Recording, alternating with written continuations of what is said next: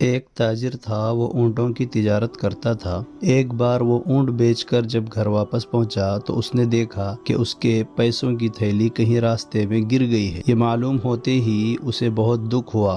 اس نے اعلان کرایا کہ جو شخص اس کی تھیلی لا کر دے گا اسے 1000 روپے انعام میں دیے جائیں گے۔ 2 دن بعد ایک مسافر اس کے پاس روپیوں کی تھیلی لے کر آیا۔ اس نے کہا، یہ تھیلی مجھے راستے میں پڑی ہوئی ملی تھی، جب میں نے اعلان سنا تو اسے لے آیا۔ تاجر نے جلدی سے تھیلی اس کے ہاتھ سے لے لی اور روپیے گننے لگا۔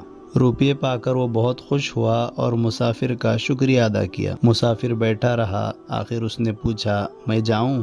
تاجر بولا، ہاں آپ جا سکتے ہیں۔ مسافر نے کہا، وعدے کے مطابق 1000 روپے دے دیجئے، پھر میں جاؤں۔ تاجر نے حیران ہو کر کہا، اس میں 1000 روپے کم ہے، اس کا مطلب ہے کہ تم نے پہلے ہی اپنا انعام وصول کر لیا، اب میں اور کیا دوں؟ یہ سن کر مسافر بہت پریشان اور دکھی ہوا۔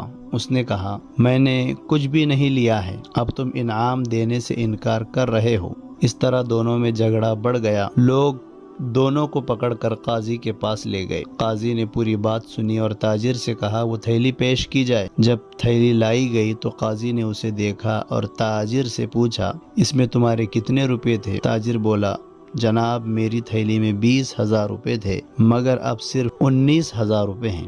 اس کا مطلب یہ ہے کہ اس نے 1000 روپے پہلے ہی نکال لیے ہیں اور اب انعام بھی مانگتا ہے۔ قاضی نے اپنے نائب سے کہا، اس تھیلی میں 1000 روپے اور رکھ دو۔ جب نائب اس میں 1000 روپے رکھنے لگا تو تھیلی چھوٹی پڑ گئی، کیونکہ اس میں اتنی گنجائش ہی نہیں تھی 20,000 سے زیادہ روپے آ سکے۔ تب قاضی نے کہا، چونکہ تم کہتے ہو کہ تمہاری تھیلی میں 20,000 روپے تھے، جبکہ یہ تھیلی صرف 19,000 روپے رکھنے کی گنجائش رکھتی ہے، اس لیے یہ تھیلی تمہاری نہیں ہو سکتی۔ جب تمہاری اصل تھیلی ملے تو اسے لے لینا۔ پھر قاضی نے مسافر کو دیکھ کر فرمایا، چونکہ یہ تھیلی تمہیں ملی ہے، اس لیے اب تم ہی اس کے حقدار ہو اور تمہاری امانت داری کے صلے میں ہماری طرف سے 1000 روپے مزید دیے جاتے ہیں۔ یہ کہہ کر قاضی نے روپیوں کی تھیلی مسافر کے حوالے کر دی۔ یہ دیکھ کر تاجر کو بہت افسوس ہوا۔ اس نے ہاتھ جوڑ کر کہا، میرا قصور معاف کر دیجئے، اصل میں یہی میری تھیلی ہے۔ مجھ سے غلطی ہوئی کہ میں نے اس مسافر پر جھوٹا الزام لگایا۔